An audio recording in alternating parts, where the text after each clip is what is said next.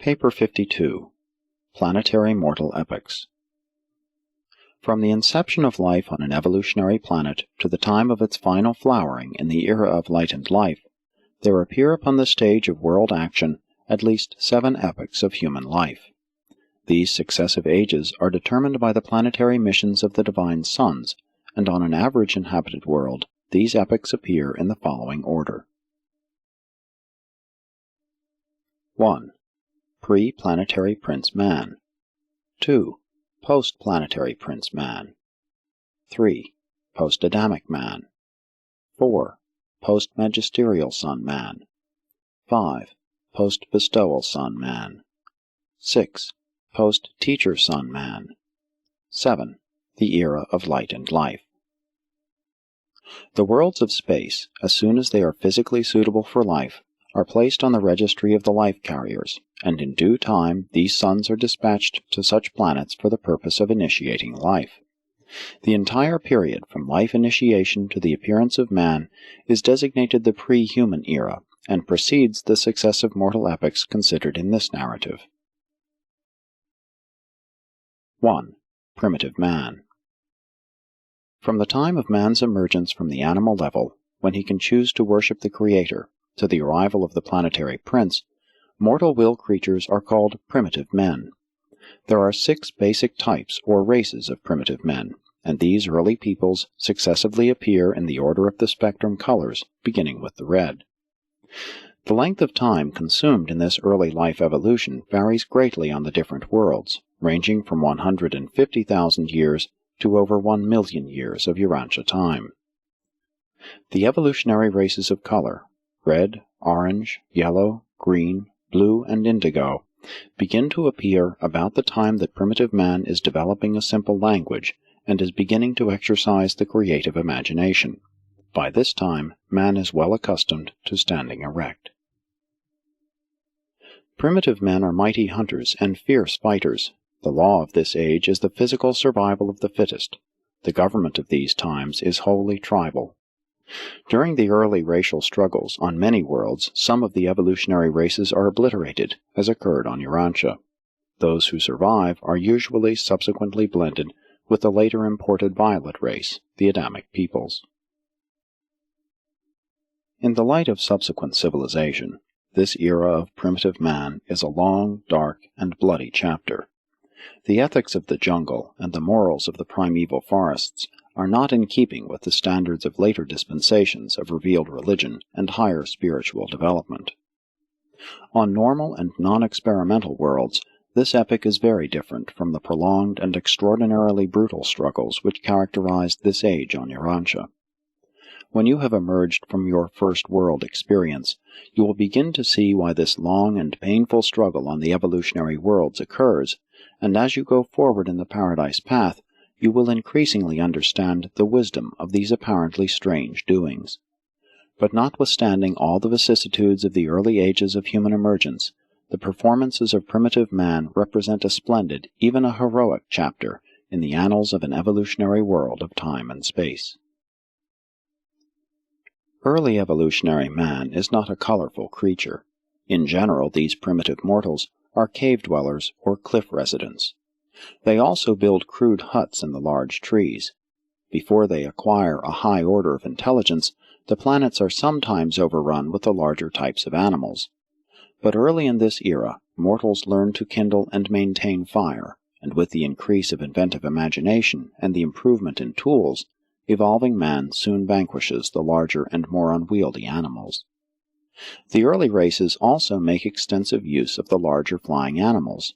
These enormous birds are able to carry 1 or 2 average-sized men for a non-stop flight of over 500 miles. On some planets, these birds are of great service since they possess a high order of intelligence, often being able to speak many words of the languages of the realm. These birds are most intelligent, very obedient, and unbelievably affectionate. Such passenger birds have been long extinct on Urantia, but your early ancestors enjoyed their services. Man's acquirement of ethical judgment, moral will, is usually coincident with the appearance of early language. Upon attaining the human level, after this emergence of mortal will, these beings become receptive to the temporary indwelling of the divine adjusters, and upon death, many are duly elected as survivors and sealed by the archangels for subsequent resurrection and spirit fusion. The archangels always accompany the planetary princes, and a dispensational adjudication of the realm is simultaneous with the prince's arrival. All mortals who are indwelt by thought adjusters are potential worshippers. They have been lighted by the true light, and they possess capacity for seeking reciprocal contact with divinity. Nevertheless, the early or biologic religion of primitive man is largely a persistence of animal fear, coupled with ignorant awe and tribal superstition. The survival of superstition in the Urantia races is hardly complementary to your evolutionary development, nor compatible with your otherwise splendid achievements in material progress. But this early fear religion serves a very valuable purpose in subduing the fiery tempers of these primitive creatures. It is the forerunner of civilization and the soil for the subsequent planting of the seeds of revealed religion by the planetary prince and his ministers.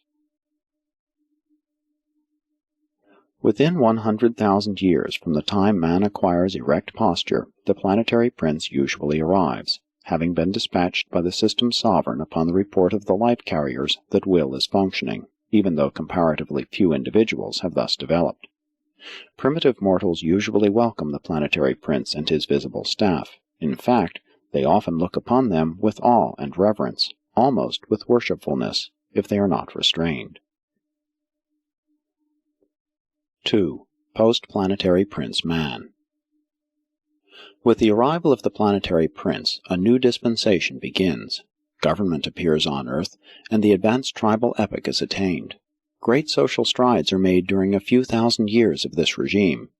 Under normal conditions, mortals attain a high state of civilization during this age. They do not struggle so long in barbarism as did the Urantia races. But life on an inhabited world is so changed by rebellion that you can have little or no idea of such a regime on a normal planet. The average length of this dispensation is around 500,000 years, some longer, some shorter. During this era, the planet is established in the circuits of the system, and a full quota of seraphic and other celestial helpers is assigned to its administration. The thought adjusters come in increasing numbers, and the seraphic guardians amplify their regime of mortal supervision. When the planetary prince arrives on a primitive world, the evolved religion of fear and ignorance prevails. The prince and his staff make the first revelations of higher truth and universe organization. These initial presentations of revealed religion are very simple, and they usually pertain to the affairs of a local system. Religion is wholly an evolutionary process prior to the arrival of the planetary prince. Subsequently, religion progresses by graduated revelation as well as by evolutionary growth. Each dispensation, each mortal epoch, receives an enlarged presentation of spiritual truth and religious ethics. The evolution of the religious capacity of receptivity in the inhabitants of a world largely determines their rate of spiritual advancement and the extent of religious revelation. This dispensation witnesses a spiritual dawn, and the different races and their various tribes tend to develop specialized systems of religious and philosophic thought. There are uniformly run through all of these racial religions two strains, the early fears of primitive men and the later revelations of the planetary prince. In some respects, Urantians do not seem to have wholly emerged from this stage of planetary evolution. As you pursue this study, you will the more clearly discern how far your world departs from the average course of evolutionary progress and development. But the planetary prince is not the Prince of Peace. Racial struggles and tribal wars continue over into this dispensation, but with diminishing frequency and severity. This is the great age of racial dispersion, and it culminates in a period of intense nationalism. Color is the basis of tribal and national groupings, and the different races often develop separate languages. Each expanding group of mortals tends to seek isolation. This segregation is favored by the existence of many languages.